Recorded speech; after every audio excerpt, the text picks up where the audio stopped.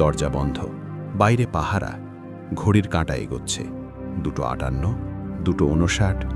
হঠাৎ সব লাইট নিভে গেল। পুরো মাদ্রাসা একসাথে অন্ধকার।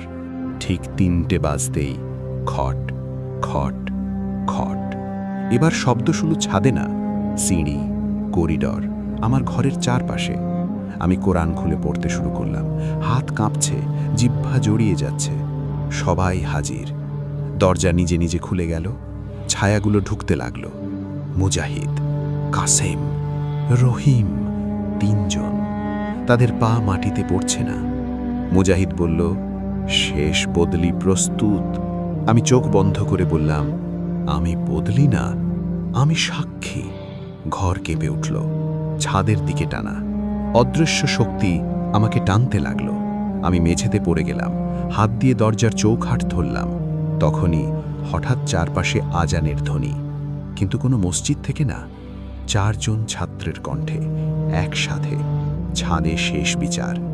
আমি ছাদে দাঁড়িয়ে আছি, চারদিকে ছায়া, নিচে অন্ধকার। মুজাহিদ সামনে এসে দাঁড়ালো। সে বলল, একটা কথা বললেই সব শেষ হবে। আমি জিজ্ঞেস করলাম, কি? সে বলল, সত্যটা সবাইকে বলবি। আমি জোরে চিৎকার করলাম, মুজাহিদকে হত্যা করা হয়েছিল, কাসেম, রহিম ওরাও ঢাকতে গিয়ে মরেছে। আমার কণ্ঠ পুরো মাদ্রাসায় ছড়িয়ে পড়ল। ফলাফল, হঠাৎ ভয়ঙ্কর বাতাস, ছায়াগুলো চিৎকার করে উঠল, একটার পর একটা মাটিতে মিলিয়ে গেল। শেষে শুধু মুজাহিদ। সে আমার দিকে তাকিয়ে শান্তভাবে বলল, এবার আমি ঘুমাবো। সকাল, ফজরের আজানে আমি ছাদেই বসেছিলাম। নিচে পুলিশ, গ্রামের মানুষ, বড় হুজুর হাতকড়া পরা। ছাদে আর কোনো পায়ের শব্দ নেই। কিন্তু গল্প এখানেই শেষ না, কারণ কিছু সত্য প্রকাশ পেলে জায়গা বদলায়, কিন্তু অভিশাপ না। বড় হুজুর গ্রেপ্তার হওয়ার পর মাদ্রাসাটা কয়েকদিনের মধ্যেই বন্ধ হয়ে যায়।